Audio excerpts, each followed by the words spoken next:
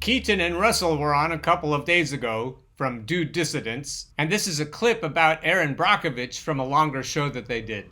I don't know if you read the Aaron Brockovich piece. I think that was in The Guardian as well.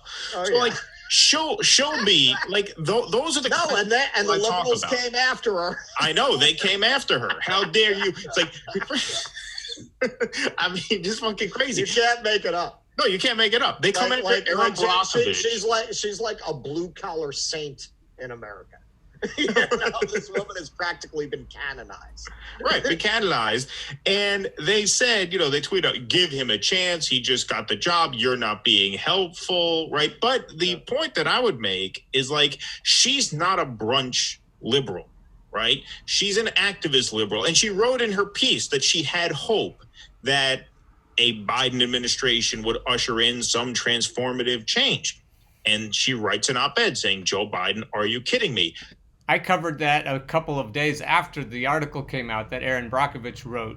If you remember, that's the show where I held my breath at the end, waiting for Joe Biden to do something substantive for the working poor. That's an example of the benefits, going back to our pre-election talks. Not that I ever at any point advocated voting for Joe Biden, but I did say that a benefit is going to be that someone like Aaron Brockovich is going to be able to write that op-ed directly criticizing Joe Biden and the Democratic Party. Had Joe Biden lost and Trump had won, Aaron Brockovich would spend the next 4 years thinking, if only Biden had won, maybe we could have done something. Right. So you see how this is in a way an accelerationist. I mean, it's not technically in the, sort of historical definition of the word accelerationism, but it's accelerationist in that it accelerates the pace at which liberals understand that there's no hope in a Joe Biden or any sort of moderate Democratic White House. And so I think that is a benefit. I would agree with that.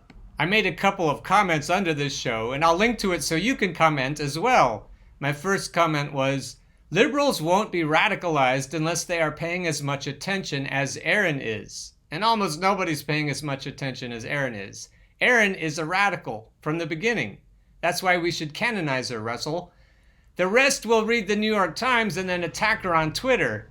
Only a tiny sliver of liberals have access or even want access to the kind of information that she has. If you're waiting for the other liberals to wake up and start complaining about Joe Biden, you're going to hold your breath for a long, long time. My other comment was, the brunch liberals will never get to the point where they want their kids to go to school with kids in less affluent families. They will never give an actual shit about the working poor. There is no acceleration. They are the enemy, and they won again. It isn't just the deep state. It isn't just the CIA and the military-industrial intelligence complex. The enemy is also the brunch liberal. They are the enemy, and they won again. With our help, because we voted for their shitty candidate. Again. Except I didn't. And you didn't either, so that's good. But a lot of supposed leftists voted for Joe Biden. The leadership of Our Salvation, MPP, even said that they don't have a position on whether or not we should vote for corporatists. And some of their most powerful leaders said they were voting for Biden. And the reason they say that shit is to bring the brunch liberals into the fold. We're trying to sheepdog the brunch liberals as much as we've been sheepdogged. Yeah, not only let them go back to brunch, but make sure you understand they are the enemy and they won again with our help. Let that sink in. I'll also make a quick plug here for Adbusters. Adbusters.org. Black Friday is Buy Nothing Day. Time to make Amazon pay. So you've got two hashtags here. You've got hashtag Buy Nothing Day and hashtag Make Amazon Pay.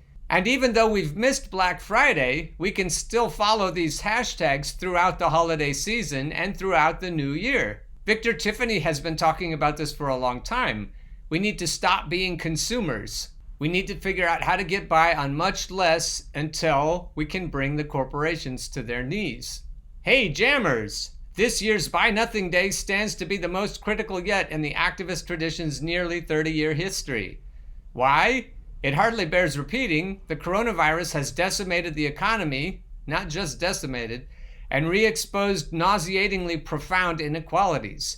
In its wake, barely any but the biggest and most ruthless of businesses can hope to survive, while the rest drop like flies. Meanwhile, the world's richest keep getting richer, even as their own employees face outsized risk just to make minimum wage and make ends meet. And as the virus rages on, the devastation to the health and wealth of millions will only worsen for all but the most affluent.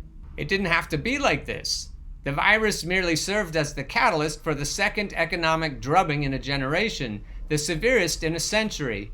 Not just 4 years, but decades of bad government and backward policymaking brought us to these depths of suffering and disparity. Should the economy serve the many or the few? Do we stand for justice and the common good, or injustice and mass deprivation? Is ours a government of, by, and for the people, or just the prosperous? We can't overhaul the whole system in one day, but we can take a meaningful stand. So for this holiday season, do the least you can do for your bank account, your mind, and the planet. Refuse to let parasitic corporations feed off your hard-earned bucks. Cut them off at the source. Break their spell. Prevent the likes of Amazon, symbols of totalitarian, anti-human capitalism gone off the rails, from crushing the local shops we love and becoming the only places left to buy everything from food to diapers to televisions. Who won't take this wonderful advice? Who isn't willing to bring Amazon to its knees? You got it. The liberals.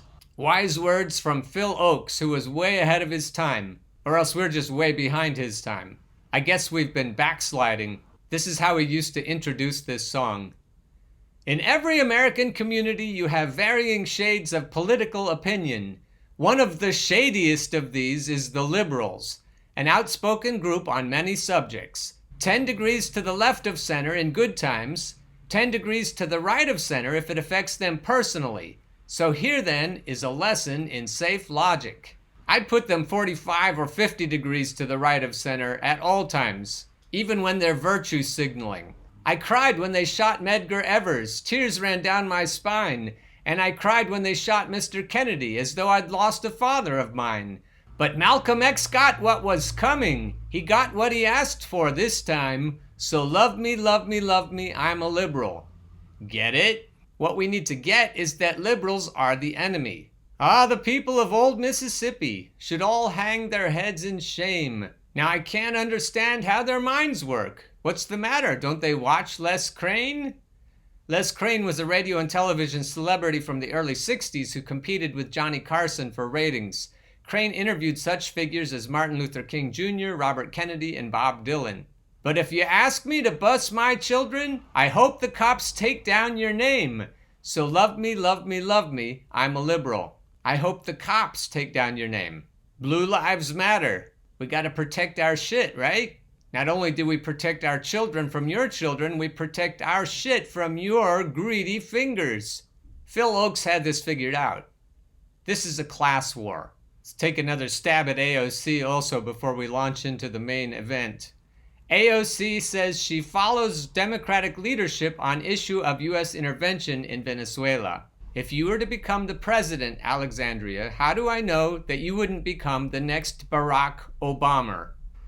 Jacobin and Democratic Socialists of America promote illusions in a progressive Biden administration. While tens of millions of people are on the brink, facing a spiraling pandemic and an economic catastrophe, Biden is forming a right-wing administration of intelligence operatives, militarists, financial executives, and big tech representatives. The Democrats have responded to Trump's refusal to concede the election and his efforts to carry out a political coup by calling for unity with the Republican Party, denouncing socialism, and preparing a government of austerity and war. In this context, Jacobin magazine, affiliated with the Democratic Socialists of America, DSA, is playing an essential role in trying to keep radicalizing young people tied to the Democratic Party. Throughout the 2020 elections, the DSA worked to subordinate the growing anger of workers and youth to the Democratic Party. This was done first through the full support for the presidential campaign of Bernie Sanders, who dropped out in March and became Biden's most enthusiastic supporter. Even before Sanders' political revolution ended, Jacobin sowed illusions in the ability to move Biden to the left. In 2019, Jacobin editor Bhaskar Sunkara declared in an interview with the New York Times, even a Biden presidency would be great because there will be plenty of room for socialists to be opposition. He insisted that no matter what happened, it was necessary to avoid a third-party candidacy. Let me break in here and say I have the same problem with MPP. They don't want anyone to vote third party unless it's their third party, because I believe that they have designs on the young people in the same way. I think they want to shepherd them into some kind of an organization where they can control them, where they can temper their convictions, where they can keep the pot from boiling over. People like Cenk Uygur, who are paid for by the Clinton machine, have had that goal all along. This is just more sheepdogging. So yes, DSA is a sheepdog. Yes, Jacobin is a sheepdog. This August, Jacobin stated, both Harris and to a lesser extent Biden have shown a limited but encouraging propensity to gesture leftward under pressure. Yeah, they're going to gesture leftward. They'll pay lip service, but will they actually do anything substantive? A Biden administration could, therefore, be a government that implemented major social reform. The current unprecedented conditions, coupled with the still small but growing power of the U.S. left, mean the next 4 years aren't necessarily doomed to be a repeat of the Obama years. When will we ever fucking learn? If there is a growing power of the U.S. left, it's not going to come through organizations that vote. It's going to come from blood in the streets. Back to the story. It has not taken long for these claims to be exploded by the actions of Biden himself. Jacobin is responding by doubling down on its insistence that all energy must be directed to supporting and pressuring the Democratic Party. In their first article on Biden's victory, Celebrate Today, Fight Tomorrow, November 6th, Jacobin's David Sirota celebrated Biden's election as a very good thing. Sirota tells his readers, we are not guaranteed to see systemic changes under Democratic Party leadership, as if Biden could, under the right conditions, offer systemic changes. Sirota stated that under pressure from progressives, Biden changes his tune. He therefore called on his readers to make loud demands, pressure for real change, and muster the will. If I were good at rolling my eyes, I would definitely do it right now. As Biden has put together his right-wing government, Jacobin has responded with a series of political advice letters. The concern of the publication is that Biden's refusal to make even nominal and meaningless gestures to mass social anger will further discredit the Democratic Party. Dear Joe Biden, don't put Rahm Emanuel in your administration, reads one headline of an open letter to President-elect Joe Biden. The article, written by a DSA Chicago alderman, tries to convince Biden that Emanuel, with whom Biden closely worked during the Obama administration, would be disastrous in a Biden administration. In another, Joe Biden should absolutely erase student debt. The author makes the case that canceling student debt may be one of Biden's only options to stimulate the economy, sowing the illusion that Biden could relieve the crushing debt burden that millions are facing. Shout out to Jerry Anthony Carbo III, who's been arguing with his right-wing sister. I don't think she's ever going to watch my show, Jerry. In a third piece of advice, Joe Biden should take a hard look at what Obama did in 2009 and do exactly the opposite. Yeah, that's going to happen.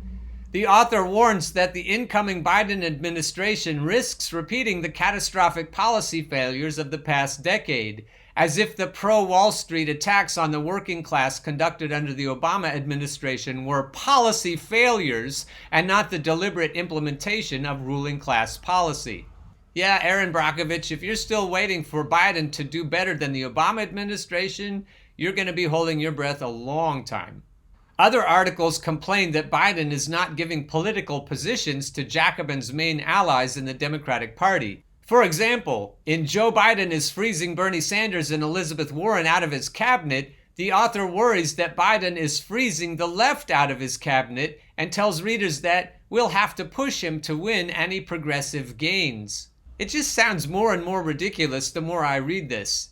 It's hard to assume anything other than the left is really, really stupid because we keep swallowing this shit. Several articles express concern over the nakedly right-wing character of the incoming Biden administration. In Joe Biden is filling his cabinet with pro-war hawks, the author writes, "If you were hoping for a change of heart from Joe Biden after a decades-long career as a hawk, we've got bad news. The hopes of Jacobin, however, spring eternal. Whatever happens, there is to be no break with the Democratic Party." Oh, of course not. It sounds a whole lot like Stockholm Syndrome, doesn't it? None of this is surprising. Well, that's good. As the Socialist Equality Party wrote in the run-up to the election, responding to pseudo-left apologists for Biden who were promoting the politics of lesser evilism, the Democratic Party is a party of Wall Street and the military. Indeed, as the election approaches, Biden's fundraising in the third quarter has benefited from an influx of money from the finance industry, which contributed more than $50 million to the Democrats' campaign in the third quarter, as opposed to $10 million for Trump. Politico headlined a recent article on the attitude of the markets to the election. As Trump warns of economic disaster, Wall Street grows giddy about Biden. For the past 4 years, the opposition of the Democratic Party to Trump has focused not on his fascistic politics, but on the demand of dominant factions of the military and intelligence agencies for a more militarist foreign policy against Russia and in the Middle East, culminating in the impeachment fiasco. The policy of a Biden administration, we noted, would not be one of social reform, but brutal austerity. The political role of Jacobin and the DSA is to prevent, at all costs, a political break with bourgeois politics in general and the Democratic Party in particular. Theirs is the politics of the upper middle class, which is determined by the effort, on the one hand, to obtain positions for themselves within the state apparatus, and, on the other hand, to prevent an independent mobilization of the working class against capitalism and for socialism. Ding, ding, ding! Love me, love me, love me, I'm a liberal. The coming weeks and months will be a period of immense social crisis and political upheaval. The pandemic is spiraling out of control and the death toll is rising. This, combined with the massive social crisis, has produced mass social anger. A Biden administration will offer nothing to address the concerns and interests of the vast majority of the population. The development of a genuine socialist movement against authoritarianism, war, inequality, and the ruling class policy of herd immunity must be based on opposition to the Democratic Party and all those like Jacobin and the DSA that function as its political instruments.